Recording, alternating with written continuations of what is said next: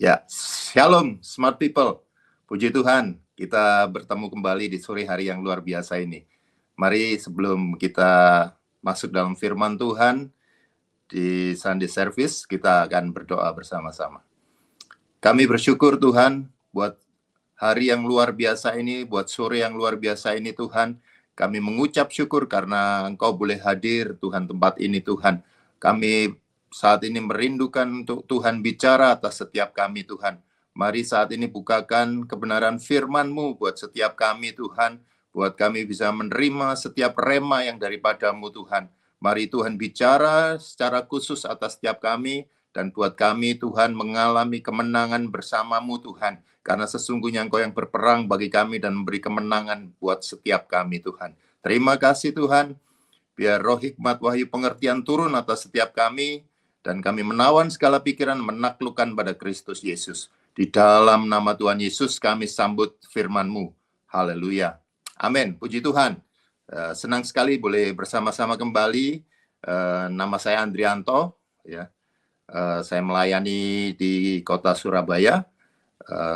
Dengan beberapa teman-teman juga melayani di tempat-tempat tertentu di desa-desa. Biasa kami melayani di situ. Baik. Mungkin itu saja perkenalan saya. Kita hari ini akan membahas firman yang diberikan dengan judul yaitu Faith Over Fear. Artinya iman yang mengalahkan ketakutan. Bapak, Ibu, Saudara, kita sekarang ini di akhir daripada akhir zaman. Ya, kalau firman Tuhan katakan kesudahan segala sesuatu itu sudah dekat ya. Maka kita harus menjadi tenang supaya kita berdoa. Tapi yang jadi masalah seringkali bagaimana kita bisa tenang ketika berbagai macam masalah atau problema atau hal-hal yang menakutkan itu datang dalam hidup kita. Ya, kita tahu bahwa Tuhan itu menghendaki setiap kita, anak-anak Tuhan, untuk hidup berkemenangan. Ya, bukan cuma berkemenangan, tapi hidup berkelimpahan. Sekalipun ada di dalam musim kekeringan, ya. Sesuai kalau kita lihat di firman Yohanes 10 ayat 10, firmannya katakan, Yohanes 10 ayat 10, pencuri datang hanya untuk mencuri, membunuh, dan membinasakan. Aku datang supaya mereka mempunyai hidup, dan mempunyainya dalam segala kelimpahan. Amin, untuk firman Tuhan. Tujuan Tuhan hadir dalam hidup kita ini supaya kita hidup, tapi bukan sekedar hidup, tapi hidup dengan ketakutan, hidup dengan kondisi yang tidak baik, tapi Tuhan mau setiap kita hidup dalam segala kelimpahan. Kelimpahan ucapan syukur, kelimpahan berkat, kelimpahan damai sejahtera, ya, itu ada dalam hidup kita. Tapi ada yang menarik. Ayat firman Tuhan ini diawali dengan satu peringatan bahwa ada pencuri yang datang hanya untuk mencuri, membunuh, dan membinasakan. Ini adalah kerjaan si iblis atau si jahat. Ya, Tuhan punya rencana yang baik, tapi iblis mau mencurinya, makanya disebut pencuri. Ya, iblis mau membunuh, membinasakan, membunuh harapan kita, membunuh setiap cita-cita kita, ya. Dan membinasakan semua kehidupan kita. Itu tujuan dari iblis, tujuan dari setan. Ya, sekali lagi, kalau kita lihat bahwa hari-hari ini kondisi di dunia ini bukan semakin baik. Ya, ada tiga hal, tiga panah api dari iblis yang dilemparkan atau ditujukan kepada setiap kita anak-anak Tuhan. Ya, ada tiga hal ini di kondisi di hari-hari ini juga bulan-bulan ke depan. Yang sering menyerang anak-anak Tuhan, ya, sebetulnya bukan cuma anak-anak Tuhan, menyerang umat manusia, ya. Tiga hal yang merupakan panah api iblis, yaitu yang pertama adalah ketakutan, yang kedua adalah kekhawatiran, dan yang ketiga adalah ketidakpastian. Tiga hal ini yang seringkali dipanahkan atau ditujukan kepada setiap umat manusia yang ada di dunia ini, sehingga banyak orang stres, banyak orang jadi ketakutan, sehingga orang orang mengalami kelumpuhan, tidak bisa berbuat apa-apa karena ada ketakutan, ada kekhawatiran maupun ketidakpastian, ya. Kalau ketakutan nanti akan kita bahas secara khusus karena memang itu yang akan kita bahas. Kekhawatiran itu juga sering membuat kita nggak bisa lakukan apapun. Kita lakukan ini khawatir, lakukan bisnis khawatir, ketidakpastian. Kita tahu bahwa bisnis ini tidak ada seorang pun yang tahu di ke depan apa yang akan terjadi dalam bisnis, dalam di bangsa ini dan sebagainya. Tidak ada prediksi perekonomian yang bisa tepat di hari-hari ini. Karena mereka semua wait and see, karena mereka semua menanti apa yang akan terjadi gitu ya. Semua itu seperti panah-panah dari si jahat, panah api dari si jahat yang ditujukan kepada kita. Ya, terutama juga ketakutan. Nah, ketakutan ini kita tahu sangat-sangat menyerang kita. Kalau kita barusan yang lalu 2019 akhir ya, ada yang namanya COVID ya. Itu orang banyak ketakutan dan banyak orang meninggal bukan karena COVID itu sendiri tapi karena ketakutan. Ya, karena takut. Saya masih ingat ketika COVID kami doa keliling dengan mobil tentunya kita mendoakan beberapa rumah sakit di wilayah Surabaya. Dan waktu itu kami berdoa dengan jendela akan terbuka sedikit ya. Terbuka sedikit. Kemudian kami rasakan begitu ada gelombang ketakutan yang mengalir masuk ke dalam rumah sakit. Ya. Itu kami yang ada di mobil itu tahu-tahu merasa begitu ada gelombang ketakutan gitu ya. Itu yang akhirnya kita perangi betul-betul karena sebetulnya spirit ketakutan ini yang menyerang orang-orang yang membuat dia semakin down dan akhirnya kehidupannya akhirnya meninggal. Ya. Sering kali karena itu, karena kalau orang yang tetap punya pengharapan, tetap punya keyakinan, tetap punya iman, biasanya akan mengalami kesembuhan. Ya. Itu di kasus yang kemarin ya. Tapi hari-hari ini juga masih banyak hal ya, yang bisa membuat kita ketakutan. Bahkan anak-anak itu mengalami ketakutan ketika ngadepin segala sesuatu, ngadepin di sekolah dan sebagainya, pergaulan dan sebagainya. Mereka pun mengalami ketakutan. Ya, bagaimana anak-anak stres ketika dibully dan sebagainya dan dia takut ke sekolah. Saya melayani ada satu anak ya, dia nggak mau sekolah karena pernah dibully ya. Akhirnya dia ikut kami ada pelayanan rumah terang yang memberi pelajaran kepada anak-anak ya, anak-anak kami mengajari mereka. Dia hanya mau datang ke situ, dia nggak mau ke sekolah karena dia tahu anak di tempat kami begitu sayang, begitu mendoakan mereka dan sebagainya. Dan dia nggak mau sekolah, kami masih bimbing, kami masih doakan. Itu karena ketakutan, ya, karena ketakutan. Ini sebenarnya panah api dari si iblis yang menyerang setiap kita, ya. Apa yang harus kita lakukan, ya? Kita baca di Efesus, sebetulnya Efesus 6 ayat 10 sampai 18, tapi kita baca khusus di ayat 16. Ya, Efesus 6 ayat 18. Ya. Ini bicara tentang perlengkapan senjata Allah ya. Dalam segala bukan ayat 18. Ayat 16 ya. Ayat 16. Efesus 6 ayat 16 ya. Dalam segala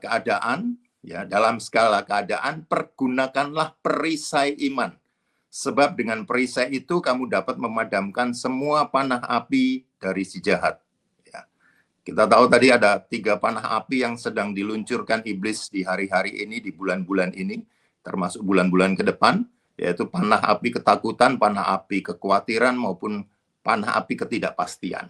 Ya, kita perlu pakai yang namanya perisai iman. Ya, perisai iman ini seperti kalau perlengkapan senjata Allah itu perisai atau yang biasa kita buat tahan kalau seperti ada panah-panah api dari musuh itu kita tahan dengan perisai sehingga panah itu tidak mengenai tubuh kita ya. Nah, ini yang perlu kita punyai. Bagaimana kita perlu punya perisai iman yang menangkal setiap panah-panah api ketakutan, kekhawatiran maupun ketidakpastian dalam hidup kita di hari-hari ini. Supaya kita tetap dalam keadaan baik, supaya kita tidak sampai mengalami stres atau depresi atau ketakutan atau kelumpuhan dan sebagainya, supaya kita tetap dalam kemenangan bersama dengan Tuhan. Maka kita perlu mengenakan selengkap senjata Allah. Ada 7 perlengkapan senjata Allah, salah satunya adalah perisai iman. Saya nggak akan bahas tentang perlengkapan senjata Allah, tapi kita secara khusus bicara tentang iman. Iman yang bagaimana yang harus kita punyai supaya kita bisa mengalahkan ketakutan. Ya. Di 1 Yohanes 5 ayat 4 firman Tuhan katakan, 1 Yohanes 5 ayat 4, kita akan banyak buka firman Tuhan. 1 Yohanes 5 ayat 4 firman Tuhan katakan, sebab semua yang lahir dari Allah mengalahkan dunia. Dan inilah kemenangan yang mengalahkan dunia, iman kita. Sekali lagi kita harus punya iman. Jangan sampai iman kita kandas. Jangan sampai iman kita menjadi lemah. Karena di hari-hari itu terakhir Tuhan akan mencari setiap orang-orang yang tetap percaya, tetap menaruh iman pada Tuhan, tetap mengandalkan Tuhan dalam segala perkara. Ya, jadi setiap kita anak-anak Tuhan, sekalipun kondisi sekitar kita alami kekeringan, alami ekonomi yang nggak baik, ya, mungkin bisnis yang sedang runtuh dan sebagainya, tetap percaya, tetap beriman kepada Tuhan, bahwa Tuhan yang pegang kendali, bahwa Tuhan yang sanggup memulihkan segala sesuatu dalam hidup kita. Sekarang pertanyaannya, bagaimana supaya kita punya iman yang bisa mengalahkan ketakutan? Bagaimana kita punya perisai iman yang bisa memadamkan panah api ketakutan yang diluncurkan oleh iblis, ya, atau si jahat? Ada 3 hal yang itu kita perlu belajar hari ini, ya. Yang pertama yaitu kita harus tahu identitas kita. Ya, kita harus tahu identitas kita. Identitas kita ini yang sangat menentukan, ya, siapa diri kita, ya. Tahu dan declare identitas kita, ya. Di 2 Korintus 5 ayat 17 itu firman Tuhan jelas. Di situ dikatakan bagaimana sih identitas kita? Kita ini manusia baru, ya.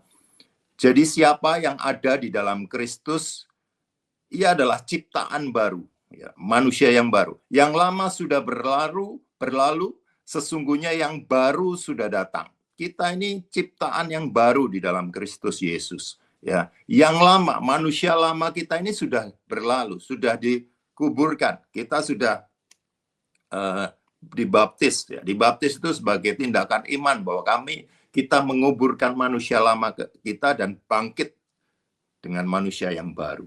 Ya, jadi kita ini manusia yang baru. Jangan ada lagi identitas yang lama.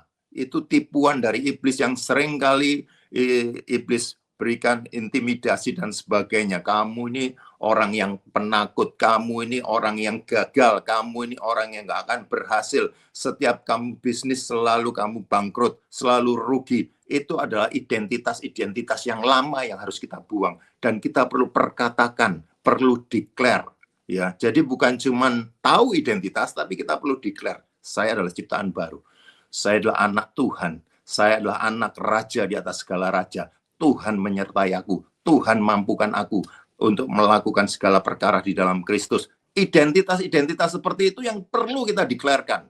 Ya, setiap saat. Mengingatkan kita setiap saat bahwa kita ini anak Tuhan. Bahwa Tuhan itu mencintai kita. Kita ini biji mata Tuhan yang dilindungi oleh Tuhan. Ini yang terus kita perlu deklarkan. Karena iblis akan berusaha demikian rupa terus menjatuhkan kita. Dan bicara tentang manusia lama kita. Padahal manusia yang lama sudah berlalu firman Tuhan. Sesungguhnya yang baru sudah datang. Ya, jadi kita ini ciptaan baru. Kita ini bukan kalau saya bilang saya Andrianto ini bukan Andrianto yang penakut. Bukan Andrianto yang suka sembunyi dan sebagainya. Andrianto adalah pemberani karena roh di dalamku jauh lebih besar dari segala roh yang ada di dunia ini. Jadi apapun tantangan di depanku, aku sanggup menghadapinya bersama Tuhan. Tuhan yang memberi kesanggupan kepadaku. Itu yang terus kita perkatakan, identitas kita yang paling perlu. Ya, karena iblis akan berusaha memberikan identitas yang palsu dalam hidup kita. Ya. Saya akan kasih beberapa contoh nanti yang perlu, di mana kita perlu declare terus identitas kita ini. Ya, itu yang pertama. Hal yang kedua, kita perlu punya iman yang kuat. Iman itu sendiri. Supaya kuat kita perlu latih. Ya. Dilatih terus. Ya. Tuhan kadang izinkan mengalami masalah dari hal-hal yang kecil, ya, sampai hal-hal yang dipercayakan lebih besar dan lebih besar lagi. Karena iman kita bertumbuh. Ya. Iman kita bertumbuh. Iman itu timbul dari pendengaran. Roma 10 ayat 17. Bagaimana supaya kita punya iman yang kuat, yang besar, yang kokoh, yang tidak terhenti. Ya, Roma 10 ayat 17 firman Tuhan katakan, jadi iman timbul dari pendengaran dan pendengaran akan firman Tuhan. Jadi mutlak kita harus membaca, merenungkan, memperkatakan firman Tuhan, ya. Dan melakukan firman Tuhan supaya kita menjadi pelaku-pelaku firman Tuhan sampai alami kemenangan, ya. Misalnya, saya kasih contoh. Ini misalnya, saya bukan meremehkan sakit penyakit. Misalnya saya kena panu, ya, sakit panu, sakit kulit, ya. Dalam nama Yesus, aku beriman dalam nama Yesus sakit panu ini sembuh, ya. Sembuh, kuasamu Tuhan sanggup menyembuhkan aku dari sakit penyakit panu. Mujizat terjadi, ya, sakit itu berangsur hilang dan kulitnya menjadi pulih kembali. Tuhan izinkan sakit yang lebih besar lagi, misalnya diare. Ya. Saya kadang-kadang pernah mengalami diare pas saya mau khotbah, mau sampaikan firman Tuhan di satu pelayanan, perut ini berputar-putar. Saya tumpang tangan atas perut seperti Tuhan Yesus meneduhkan badai, saya katakan dalam nama Yesus, diam, tenang. Dan saat itu langsung tenang, ya, langsung tenang, tidak lagi berputar-putar. Jadi kita perlu praktek dari sakit yang itu. Mungkin diizinkan, mungkin ya. Ini saya memberi analog saja dari sakit penyakit. Mungkin masalahnya bisa ekonomi, perekonomian, masalah keluarga dan sebagainya, macam-macam, ya, masalah pribadi kita. Analognya dengan sakit penyakit, Tuhan izinkan sakit yang lebih parah lagi, yang lebih parah lagi, ya.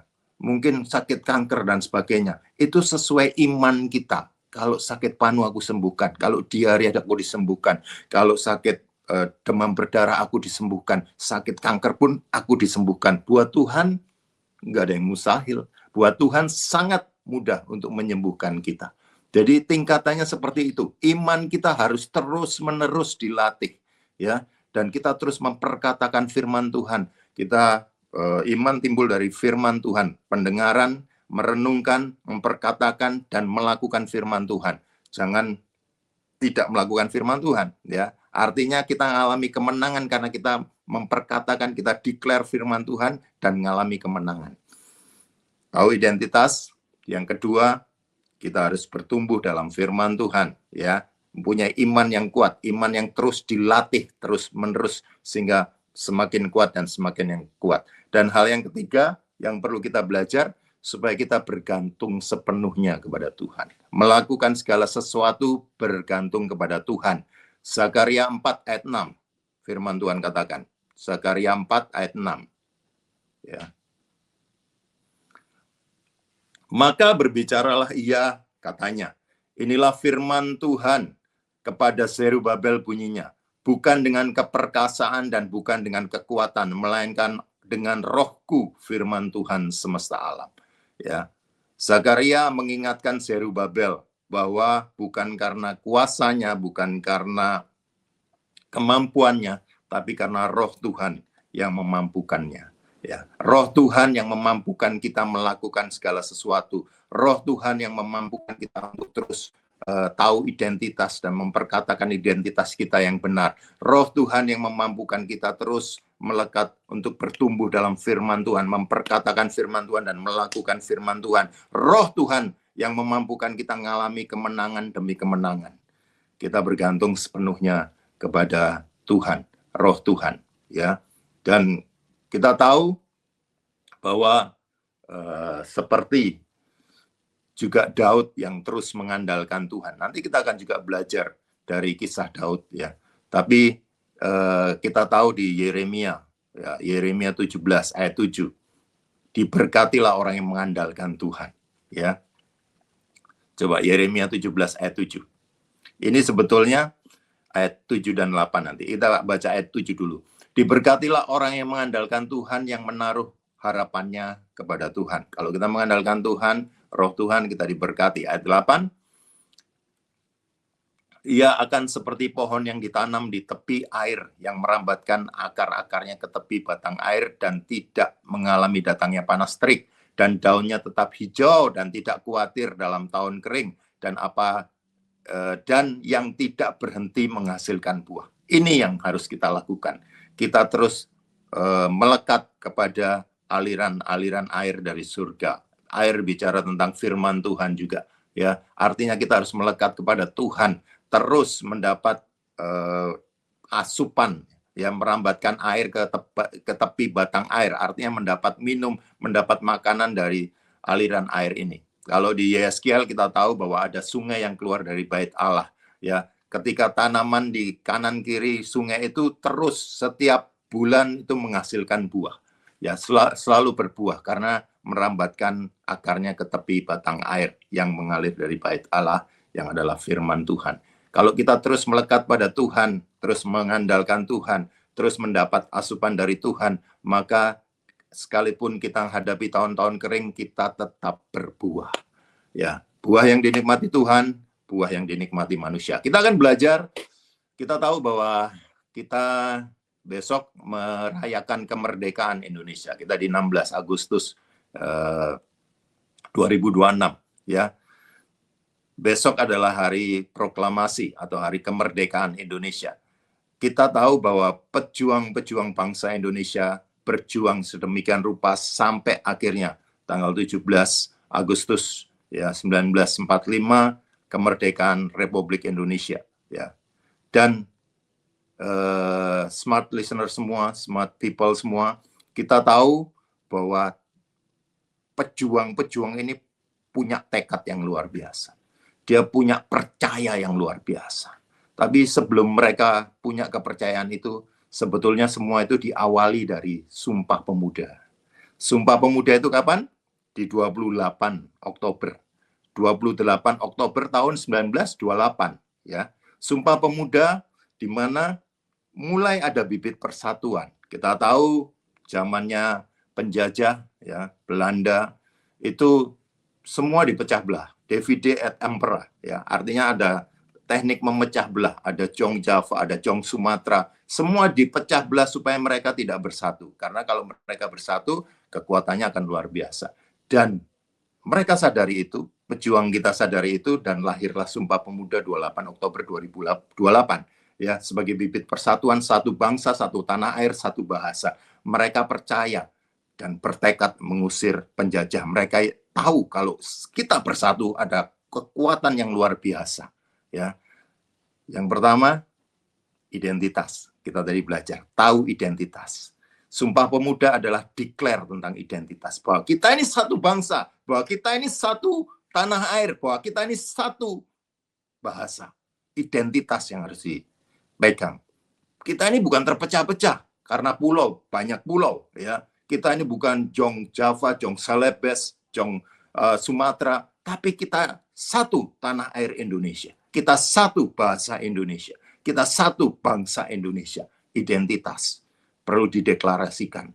28 Oktober 1928, 17 tahun sebelum kemerdekaan, mereka mendeklarasikan bahwa mereka identitasnya adalah satu, bangsa Indonesia. Ketika mereka tahu identitas, ya, terus dideklarkan Sumpah Pemuda, ya, kemudian mereka mulai timbul kepercayaan dan timbul tekad untuk mengusir penjajah. Mereka berjuang sedemikian rupa, para pejuang kita, untuk mengusir penjajah dari bumi Indonesia tercinta. Mereka berjuang dengan satu nama, kami bangsa Indonesia, kami punya bahasa Indonesia, kami punya tanah air Indonesia. Dengan identitas yang pasti, mereka percaya. Ya, declare identitas. Yang kedua, mereka percaya, iman tadi, ya. Yang kedua tadi kita belajar iman percaya dan perkatakan. Mereka, kita tahu para pejuang ketika mereka berjuang, ketika mereka bertemu satu sama lain, selalu katakan merdeka, merdeka. Ya, itu sebenarnya declare bahwa kita pasti merdeka, Indonesia pasti merdeka. Ya. Seharusnya setiap kita pun perlu declare seperti itu. Ya, Indonesia aman, Indonesia, orang mau bilang dalam keadaan tidak baik, tapi Indonesia dalam keadaan baik. Penuh shalom, penuh damai sejahtera. Indonesia diberkati, Indonesia jadi berkat buat bangsa-bangsa. Terus kita perkatakan. Seperti para pejuang yang selalu berkata, merdeka. Merdeka itu memperkatakan dan terjadi kemenangan. 17 Agustus 1945, kemerdekaan. Ya. Dan hal yang ketiga yang tadi kita belajar mengandalkan Tuhan. Oke, sekarang kita, kalau tadi kita lihat contoh bagaimana kita bisa mengalami kemerdekaan, sekarang kita boleh menikmati dan mengisi kemerdekaan itu. Ya, kita bersyukur punya pejuang-pejuang yang luar biasa. Tapi kita juga mau untuk belajar dari kehidupan Daud. Ya, ada yang unik dari Daud ini. Ya, ketika pada saat itu tentara Israel ketakutan ketika berperang melawan Filistin, ya, karena ada pahlawan mereka yang namanya Goliat. Ya, Goliat ini gagah besar, tinggi, ya, orang bilang raksasa, ya, itu menakutkan buat orang Israel. Tapi yang luar biasa, Daud nggak takut sama sekali. Dia punya iman yang luar biasa yang mengalahkan ketakutan. Kita akan belajar bagaimana Daud bisa punya iman yang luar biasa. Ya, 1 Samuel 17 ayat 24. Kita akan banyak lihat di 1 Samuel 17 karena kisah ini sebetulnya ada di 1 Samuel 17 ayat 1 sampai 58. Tapi kita akan lihat beberapa ayat, yang ayat 24 ya. Ketika semua orang Israel melihat orang itu adalah Goliat ya. Larilah mereka daripadanya dengan sangat ketakutan. Ini bukan cuma orang Israel, ini pasukan Israel, ini tentara Israel yang saat itu sedang berada di satu bukit, sementara pasukan Filistin atau pasukan musuh dengan Goliat di bukit yang lain. Mereka dipisahkan oleh lembah. Ketika melihat Goliat keluar, ya dengan badan yang besar, dengan seluruh perlengkapan senjata perangnya, bahkan perisainya itu dibawa oleh seseorang karena besarnya, karena beratnya, ya, dibawakan pembantunya, ya. Ada orang lain yang membawakan. Mereka ketakutan. Tentara yang sudah terlatih ini ketakutan. Apalagi Goliat terus mengintimidasi. Mana? Coba kirimkan satu orang. Kalau berani 1 lawan 1. Kalau kamu yang menang, aku akan jadi hambamu. Gitu ya. Bapak Ibu Saudara mungkin sudah tahu kisah ini, tapi lebih baik dibaca 1 Samuel 17 ayat 1 sampai 58. Saya nggak akan baca semua karena waktu ya. Tapi ini kisah yang sangat luar biasa dan semua banyak orang sudah tahu bagaimana Daud punya faith over the fear, mengalahkan ketakutan. Ya, kita akan belajar. Sementara tentara-tentara Israel ketakutan, tapi apa yang dilakukan oleh Daud? Ya, di ayat 48 dari 1 Samuel pasal 17. Ya, ketika Daud mulai melawan Goliat, apa yang terjadi? Ketika orang Filistin itu, yaitu Goliat ya, bergerak maju untuk menemui Daud, maka segeralah Daud berlari. Katakan berlari. Berlari ke barisan musuh. Bukan berlari seperti tentara Israel yang ketakutan sembunyi, tapi dia berlari ke barisan musuh. Ya, sama-sama berlari, tapi arahnya beda. Ya, karena dia punya iman yang luar biasa. Dia berlari ke barisan musuh untuk menemui orang Filistin itu atau menemui Goliat. Ya, ini yang membedakan Daud ya, yang disebutkan orang masih muda, masih kemerah-merahan, tapi punya iman yang luar biasa. Ya, dia berlari menghadapi Goliat. Setiap kita mungkin menghadapi Goliat-Goliat dalam hidup kita. Dalam bidang apapun, ekonomi, dalam bidang kesehatan, mungkin sudah selama ini Goliat, sakit penyakit ini menggerogoti hidup kita. Mungkin kita ngadepin Goliat kehidupan rumah tangga, pasangan suami istri atau dengan anak dan sebagainya. Kita ngalami Goliat-Goliat, masalah-masalah dalam kehidupan kita. Tapi bagaimana kita bisa mengalahkan setiap Goliat dalam kehidupan kita. Itu yang kita pelajari. Kita nggak jadi ketakutan seperti tentara Israel yang lari ketakutan, tapi kita menjadi Daud yang kita lari, kita hadapi. Lari kita habiskan Goliat-Goliat dalam hidup kita. Amin. Yes, kita akan belajar. Yang pertama, identitas. Jadi ingat 3 hal. Yang pertama adalah identitas. Kita tahu di ayat 4 sampai 10 ya. Atau sampai 9, sorry. Ayat 4 sampai 9 ya, atau oke, kita tampilkan, kita baca ya. Kalau kita menghadapi kenyataan, ingat, kalau kita menghadapi kenyataan yang kita lihat itu belum tentu kebenaran. Kebenaran dengan kenyataan itu seringkali bertolak belakang. Kenyataannya, ayat 4, lalu tampillah seorang pendekar dari tentara orang Filistin namanya Goliat. Dari Gat tingginya 6 hasta sejengkal. Ayat 5. Berikutnya. Ketopong tembaga ada pada kepalanya dan ia memakai baju sirah yang bersisik berat. Baju sirah ini 5.000 shikal tembaga. Next. Jadi ini menggambarkan betapa kenyataannya Goliat itu mengerikan. Dia memakai penutup kaki dari tembaga dan di bahunya ia memanggul lembing tembaga. Ya. Ayat 7. Gagang tombaknya seperti pesa tukang tenun dan mata tombaknya itu 600 shikal besi beratnya dan seorang pembawa perisai berjalan di depannya. Ya. Perhatikan. Ini kenyataan yang kita hadapi, kenyataan yang Daud hadapi. Nggak apa-apa di ayat 8. Ya.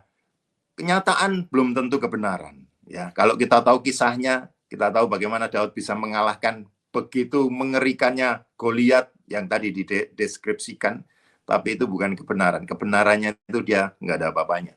Ya. Di ayat 8 perhatikan, ia berdiri dan berseru kepada barisan Israel. Katanya kepada mereka, mengapa kamu keluar untuk mengatur barisan perangmu? Bukankah aku seorang Filistin dan kamu adalah hamba Saul? Pilihlah bagimu seorang dan biarlah ia turun mendapatkan aku. Perhatikan ayat 8. Ada kalimat, bukankah aku seorang Filistin dan kamu adalah hamba Saul? Ada satu identitas yang kelihatannya, iya betul juga sih, tentara itu adalah hamba Saul. Tapi itu bukan identitas yang benar. Itu fake, itu palsu, itu sedang diselewengkan, sedang dikaburkan dari identitas kita yang asli. Tentara Israel betul dia tentara atau dia rajanya adalah Saul, tapi bukan hamba Saul, karena tentara Israel adalah barisan daripada Allah yang hidup. Itu identitas yang asli yang dideklarkan oleh Daud. Ya, nggak usah buka ayat 5-9, tapi kita langsung ya, identitas asli yang Daud katakan, ya, itu ada di sebentar. Barisan Israel yang Tuhannya adalah Tuhan semesta alam. Ya, itu dikatakan oleh Daud ya, bahwa kami ini ya, kami datang dalam nama Tuhan, dalam nama Tuhan Allah semesta alam. Ya, ada di ayat 45. Ya, 1 Samuel 17 ayat 45. Tetapi Daud berkata kepada orang Filistin itu, engkau mendatangi aku dengan pedang dan tombak dan lembing, tetapi aku mendatangi engkau dengan nama Tuhan semesta alam, Allah segala barisan Israel yang kau tantang itu. Ini identitas yang true, yang benar, bukan yang false. Kita tentara Israel bukan hamba Saul, tapi hamba Allah, Tuhan semesta alam. Barisan Israel yang ditantang. Jadi sekali lagi, identitas yang benar. Bahwa kita ini ciptaan baru. Kita ini bukan manusia lama yang sudah dikuburkan. Tapi ini kita sudah bangkit dengan ciptaan yang baru. Hidup berkemenangan. Kita ini anak raja di atas segala raja. Ya. Kita bukan cuma pegang identitas itu, bukan cuma declare, tapi kita harus menghidupi identitas itu. Menghidup itu dalam arti seperti apa? Seperti Daud ketika dia ucapkan kepada Goliat maupun tentara Filistin. Dia katakan, aku datang mendatangi engkau dengan nama Tuhan semesta alam. Allah segala barisan Israel yang kau tantang. Jadi Allahnya Israel itu Allah Tuhan semesta alam. Ya, yang menguasai alam semesta. Jehovah Sebaot yang menguasai alam semesta ini. Jadi sekali lagi, identitas itu harus dihidupi. Contoh, Ya, contoh, saya ini anak raja. Ya, saya ini anak raja. Anak raja pasti diberkati. Oke, mungkin berkat saya nggak sebanyak konglomerat dan sebagainya, tapi anak raja itu selalu jadi berkat. Berapapun yang Tuhan taruh di hati saya untuk saya memberkati, saya akan lakukan. Ya, saya akan lakukan. Itu mental kerajaan surga. Anak raja harus memberkati. Ya, bukan cuma mendoakan, bukan cuma melayani, harus juga memberkati. Ya, itu mental kerajaan. Ya, kita menghidupi ya sebagai anak raja. Dan Tuhan pasti tidak akan berhutang. Tuhan akan memberkati kita dengan berkelimpahan. Jadi sekali lagi, identitas jangan ditipu dengan tipu daya iblis yang berusaha identitas kita menjadi identitas yang samar. Ya, seperti Daud, kita terus punya identitas yang luar biasa. Oke, yang kedua, percaya dan perkatakan. Ya, Daud juga mempraktekkan hal itu. Ya, ketika dia menghadapi Goliat, ketika Goliat mulai mengintimidasi, kamu kemerah-merahan, kamu bawa tongkat seperti apa menghadapi anjing dan sebagainya, dia dihina. Ada beberapa hal yang selalu melemahkan kita, ya. Saya akan bukakan beberapa hal yang melemahkan kita itu bukan cuma dari pihak musuh, ya. Ada perkataan-perkataan yang melemahkan kita itu dari Raja Saul di ayat 33. Ya, ketika dia menghadap Raja Saul dan dia bilang, saya akan menghadapi Goliat ini. Saul katakan kepada Daud, tetapi Saul berkata kepada Daud, tidak mungkin engkau dapat menghadapi orang Filistin itu untuk melawan dia, sebab engkau masih muda, sedang dia sejak dari masa mudanya telah menjadi prajurit. Perkataan dari pemimpin ini melemahkan. Mungkin ada perkataan dari pemimpinmu, mungkin dari orang tuamu, ya, tapi tetap pegang perkataan firman Tuhan. Tetap pegang identitas firman Tuhan. Apa yang Tuhan katakan tentang kita, itu yang jadi dalam hidup kita. Amin. Tidak ada seorang pun yang boleh melemahkan kita. Mau teman, atau rekan, atau siapapun yang mulai ngomongin, nggak usah terlalu fanatik lah. Ayolah, sudah kita lakukan ini, lakukan hal-hal yang negatif dan sebagainya. Jangan mau, ya. Tetap punya prinsip, tetap pegang kebenaran firman Tuhan. Amin. Tetap tahu identitas kita di dalam Tuhan, ya. Dan juga ada intimidasi. Tadi Goliat itu berulang kali, ya, menghina tentara Israel. Yang dibilang hamba Saul lah, yang dibilang nggak berani lah, dan sebagainya. Ya. Tapi di ayat 42 dan 43 firman Tuhan katakan, ketika Daud mulai menghadapi Goliat, di ayat 42 dan 43, ketika orang Filistin itu menunjukkan pandangannya ke arah Daud, serta melihat dia, dihinanya Daud itu, karena ia masih muda, kemerah-merahan, dan elok parasnya. Ayat 43, firman Tuhan katakan, orang Filistin itu berkata kepada Daud, anjingkah aku, maka engkau mendatangi aku dengan tongkat. Lalu demi para allahnya orang Filistin itu mengutuki Daud. Dihina, dikutuki, tapi Daud nggak berhenti di situ. Dia lawan seperti yang tadi di ayat 45 katakan, engkau mendatangi aku dengan lembing, dengan tombak, tapi aku mendatangimu dengan nama Jehovah Sebaot. Wow, barisan Allah yang dahsyat. Ya, jadi sekali lagi ini yang menguatkan identitas Daud, meskipun ada perkataan-perkataan yang melemahkan, ini yang membuat iman Daud tidak menjadi lemah karena dia tahu di dalam Tuhan, ya. Bapak Ibu Saudara, kalau kita baca kisah ini sungguh-sungguh, ya. Smart people baca sungguh-sungguh bagaimana Daud itu ketika tadi Saul berkata, kamu nggak mungkin bisa mengalahkan. Daud berkata, bahkan beruang, ya, bahkan singa, aku kalahkan, ketika dia menjaga 2-3 ekor kambing domba yang dipercayakan oleh papanya, ya, suruh menggembalakan. Tapi ketika ada singa datang, ketika ada beruang datang, dia cabut janggutnya, dia hajar mereka. Itu dilatih. Yang saya bilang tadi, yang nomor 2, iman harus dilatih. Dari hal-hal yang kecil, ketika menghadapi tantangan, masalah, apapun, kalau kita terus perkatakan firman Tuhan, kalau kita terus melakukan firman Tuhan, dan kita akan alami kemenangan. Seperti Daud dilatih ketika dia mengembalakan 2-3 ekor kambing domba. Tapi dia dengan setia jaga. Ya, dia dilatih imannya terus. Sampai dia bisa berkata, bahkan orang yang tidak bersunat ini pun akan kuhadapi, akan kubuat seperti singa, seperti beruang yang sudah aku hajar sampai mati. Ya, ketika singa beruang ini mau mengambil domba atau kambing domba yang dia pelihara. Ya, jadi sekali lagi iman harus dilatih. Otot iman kita ini harus dilatih. Seperti kalau kita nge-gym atau kita melatih ya otot-otot kita itu perlu dilatih. Otot iman ini juga perlu dilatih. Dengan apa? Dengan masalah, dengan problema, dengan tantangan, dengan apapun yang ada di hadapan kita, Tuhan izinkan terjadi supaya otot iman kita ini semakin kuat. Karena kita perlu melatihnya. Ya, sama seperti tubuh kita ini perlu dilatih dengan berlari, dengan nge-gym dan sebagainya. Ya, itu adalah melatih otot-otot tubuh. Nah, otot iman ini juga perlu dilatih.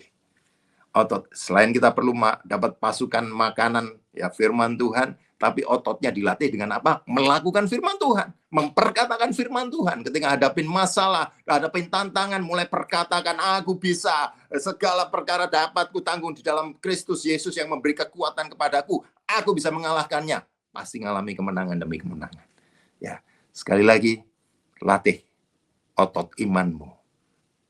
Hadapi masalah dengan pola pikir yang berbeda. Bukan dengan, waduh masalah lagi. Bukan dengan sungut-sungut atau ngedumel dan sebagainya. Tapi dengan harap, wow, ini tantangan, ini aku mau olahraga. Ini aku mau melatih otot-otot imanku. Masalah yang seperti ini aku bisa hadapi. Aku bisa hadapi karena bersama Tuhan tidak ada yang mustahil. Tuhan yang memampukan aku melakukannya. Bukan kuat dan gagahku. Tapi rohmu yang memampukan aku. Ya, sekali lagi perlu dilatih otot iman kita, ya supaya iman kita bertumbuh besar, semakin kuat sehingga setiap panah api, ketakutan, kekhawatiran, ketidakpastian itu bisa kita padamkan dengan perisai iman yang kita punya. Maka kita harus punya perisai iman yang kuat, punya perisai yang kuat, bukan perisai dari jerami, bukan perisai dari daun yang nggak kuat, tapi perisai dari baja yang begitu kuat. Ketika panah api datang, bisa ditangkis, bisa dipadamkan. Jadi sekali lagi, perlu dilatih. Hal yang kedua. Hal yang ketiga, andalkan Tuhan. Ya, andalkan Tuhan. Tadi saya katakan bukan kuat dan gagahku, tapi rohmu yang memampukan. Kira-kira Daud yang kecil, kemerah-merahan, ya, itu bisa mengalahkan Daud karena siapa? Nggak mungkin dengan kekuatannya sendiri. Nggak mungkin kalau nggak Tuhan. Ya kita tahu bahwa Daud ambil 5 batu, ya 5 batu di sungai. Dia ambil 1 batu yang licin, dengan alih-alih dia putar dan lemparkan. Yang bisa buat batu ini dengan kecepatan sekian detik dan tepat di dahi yang terbuka, karena ada ketopong ya. Tapi ada bagian dahi yang terbuka yang bisa memposisikan pas di situ sehingga batu itu saking kerasnya sampai masuk ke dalam kepalanya. Ya, itu adalah Tuhan. Nggak mungkin dengan kekuatan sendiri. Ya, kalau kita Ya, terima kasih. Ayat 49 ini menjelaskan. Lalu Daud memasukkan tangannya dalam kantungnya, diambilnya sebuah batu dari dalamnya, diumbannya. Maka kenalah dahi orang Filistin itu, sehingga batu itu terbenam ke dalam dahinya dan terjerumus ia dengan muka ke tanah. Beberapa waktu lalu saya membaca kisah bagaimana seorang antropolog menemukan seseorang dengan tubuh yang raksasa, dengan otak yang retak, karena ada bekas kena batu. Ya, diduga itu Goliat. Dan itu terbukti bagaimana akhirnya Daud bisa mengalahkan Goliat hanya dengan 1 batu yang licin. Ya, kalau kita lihat kisahnya, kenapa dia harus ngambil 5? Ternyata itu tindakan profetik, karena setelah itu dia mengalahkan 4 raksasa lagi. Jadi totalnya ada 5 memang yang dia lakukan. Salah satu batu dilemparkan. Batu yang pertama dilemparkan buat Goliat. Selanjutnya saudara-saudaranya Goliat pun dihabisi. Jadi nggak ada yang percuma. Bukan berarti ngapain ngambil 5, cuma dipakai 1 sudah kalah kok Goliat gitu ya. Enggak, itu sebagai tindakan profetik untuk mengalahkan semua raksasa yang menjadi musuh Daud dan pasukannya, pasukan Israel. Jadi Kalau saudara mau menyelidiki itu semua ada di kisahnya Daud dan pasukannya. Itu semua bagaimana raksasa-raksasa yang lain pun dihabisi. Jadi sekali lagi, andalkan Tuhan. Ya, dari awal di ayat 45 Tuhan Daud katakan, ya, aku datang demi nama Tuhan semesta alam, Jehovah Sebaot. Artinya dia mengandalkan Tuhan. Ya, kalau ya dia dikatakan, tapi Daud berkata kepada orang Filistin, engkau mendatangi aku dengan pedang tombak lembing. Yang diandalkan oleh mereka adalah pedang tombak lembing. Tapi yang diandalkan oleh Tuhan adalah nama Tuhan semesta alam, Allah segala barisan Israel yang ditantang. Itu bukan cuma identitas, tapi itu juga declare bahwa aku mengandalkan Tuhan. Aku mengandalkan Tuhan. Dan diberkatilah orang yang mengandalkan Tuhan, yang menaruh pengharapannya kepada Tuhan. Smart people semuanya, kondisi dunia mungkin nggak tambah baik ya. Tapi setiap anak-anak Tuhan ada jaminan Tuhan. Ketika kita terus merambatkan ya, akar-akar kita kepada aliran dari air hidup, dari sungai yang keluar dari bait Allah, yang melambangkan adalah hadirat Tuhan, melambangkan adalah firman Tuhan. Kalau terus kita melekat kepada Tuhan, iman kita semakin kuat, iman kita semakin bertumbuh lewat otot-otot yang terus dilatih. Identitas kita jelas di dalam Tuhan, bahwa kita adalah ciptaan baru, bahwa kemenangan ada di pihak kita, bahkan lebih dari pemenang bersama Tuhan. Kalau kita terus perkatakan itu, kalau iman kita terus kita latih, otot-otot iman kita latih, kalau kita terus mengandalkan Tuhan, maka kita akan punya faith over the fear. Apapun tantangan, apapun ketakutan yang coba iblis luncurkan kepada kita, kita bisa menangkisnya dengan perisai iman kita. Kita mengenakan selengkap senjata Allah. Salah satunya adalah perisai iman untuk menangkis setiap serangan panah-panah api dari si jahat, dari si iblis, termasuk panah api ketakutan, kekhawatiran, ketidakpastian yang hari-hari ini sedang dilontarkan kepada anak-anak Tuhan, kepada umat manusia. Sehingga banyak yang stres, sehingga banyak yang depresi, ya. Tapi anak-anak Tuhan tidak stres. Anak-anak Tuhan diberkati. Anak-anak Tuhan bukan mengalami kekeringan, tapi kelimpahan. Anak-anak Tuhan bukan mengalami resesi, tapi resepsi. Anak-anak Tuhan bukan mengalami krisis, tapi mengalami Kristus senantiasa. Amin. Kita satu dalam doa. Terima kasih Tuhan buat kebenaran firman-Mu yang Tuhan nyatakan pada sore malam hari ini Tuhan. Terima kasih Tuhan. Kami tahu sekalipun kami ada di dalam masa kekeringan, sesuai firman-Mu Tuhan. Firman-Mu Tuhan di Yeremia 17 ayat 7 dan 8, kami mau mengandalkan Tuhan. Kami mau Tuhan seperti tanaman yang ditanam di tepi batang air Tuhan, yang mendapat pasokan, mendapat aliran dari sungai yang keluar dari bait Allah Tuhan, yang mendapat hadirat-Mu terus senantiasa, yang terus melekat dengan firman-Mu Tuhan, yang kami tahu bahwa identitas kami di dalam Engkau adalah ciptaan yang baru Tuhan. Kami mau declare dan kami mau hidupi identitas kami itu Tuhan, bahwa kami adalah ciptaan yang baru, bahwa kami adalah anak raja di atas segala raja, bahwa ada otoritas, ada wibawa Allah dalam hidup kami. Setiap perkataan kami adalah Tuhan yang menetapkan dalam nama Yesus, sehingga kami boleh tetapkan tidak ada boleh sakit penyakit dalam hidup kami, tidak ada boleh kerugian dalam hidup kami. Mulai perkatakan, mulai tetapkan dalam hidup kita bahwa kita adalah orang-orang yang menetapkan dalam nama Tuhan Yesus, karena Tuhan berikan otoritas dan wibawa Allah sendiri dalam hidup kita. Karena kita punya identitas itu. Kita hidup dalam perjanjian dengan Tuhan. Ada perjanjian yang terus diingatkan, perjanjian Abraham yang turun sampai ke kehidupan kita. Ada jaminan Tuhan dalam kehidupan kita. Terima kasih Tuhan, terima kasih, dan buat kami terus melatih otot-otot iman kami Tuhan.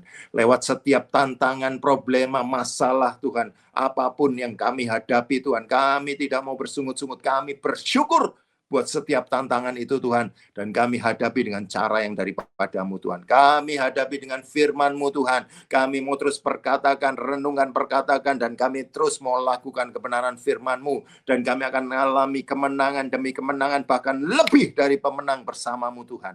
Terima kasih Tuhan, lewat pengalaman-pengalaman bersama-Mu, otot-otot iman kami terus semakin kuat di dalam Engkau. Sehingga tantangan yang mungkin lebih berat ke depan Tuhan, kami tetap bisa hadapi bersama-Mu Tuhan. Bukan oleh kuat dan gagah kami, tapi Roh-Mu yang memampukan kami Tuhan. Karena kami mengandalkan Tuhan. Karena kami terus menaruh harapan hanya kepadamu Tuhan. Terima kasih, kami tidak akan alami masa-masa kering, tapi kami terus hijau dan terus berbuah seperti di Yeskiel katakan, bahwa daun kami bisa menjadi obat Tuhan. Dan buah-buah kami boleh menjadi makanan yang mengenyangkan Tuhan.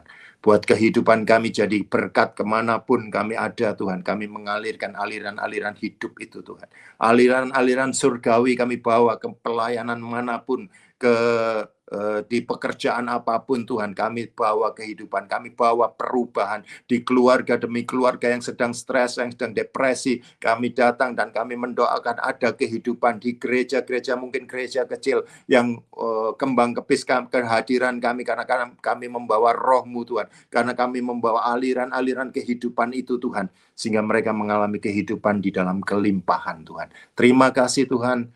Terus Tuhan, kami percaya Engkau memberkati kami untuk kami jadi saluran berkat-Mu Tuhan. Sehingga kami terus punya iman yang luar biasa, yang mengalahkan ketakutan. Kami bukan berlari menjauhi masalah, tapi kami berlari menghadapi masalah dan alami kemenangan bersama-Mu. Berkati seluruh smart people semuanya Tuhan. Meteraikan setiap kebenaran firman-Mu Tuhan. Terima kasih Tuhan untuk 1 tahun Tuhan tambahkan usia dari bangsa ini Tuhan. Buat kami semakin kuat di dalam Engkau. Seperti pejuang kami punya tekad untuk merdeka, kami juga mau terus merdeka di dalam Engkau Tuhan. Di mana ada Roh Allah, di situ ada kemerdekaan. Setiap smart people alami kemerdekaan, alami iman yang luar biasa. Otot iman yang terus bertumbuh, identitas yang semakin kuat, yang semakin jelas menghidupi identitas kami. Dan kami mau terus mengandalkan Engkau dalam setiap perkara Tuhan. Terpujilah nama-Mu kekal selama-lamanya. Berkati Tuhan buat pelayanan hamba-Hamba-Mu di online, Smart People Online ini Tuhan, dengan berkat yang berkelimpahan Tuhan. Berkati gembala, berkati seluruh pengurus Tuhan dengan berkat-Mu Tuhan. Kami percaya Kau bukakan tingkap-tingkap langit, Kau curahkan berkat berkelimpahan atas setiap pengurus, atas setiap hamba-Hamba-Mu yang melayani, juga yang setiap yang menyampaikan firman Tuhan, diberkati juga atas setiap smart people semua yang sudah menabur untuk pekerjaan-Mu Tuhan. Engkau nggak pernah berhutang, Engkau akan membalas berkali lipat untuk kemuliaan nama-Mu Tuhan. Terpujilah Engkau kekal selama-lamanya. Meteraikan firman-Mu, jadikan kami bukan hanya pendengar, tapi pelaku-pelaku firman-Mu. Terpujilah Engkau kekal selama-lamanya, di dalam nama Tuhan Yesus. Haleluya. Amin. Puji Tuhan. Tuhan memberkati smart people semua. Haleluya.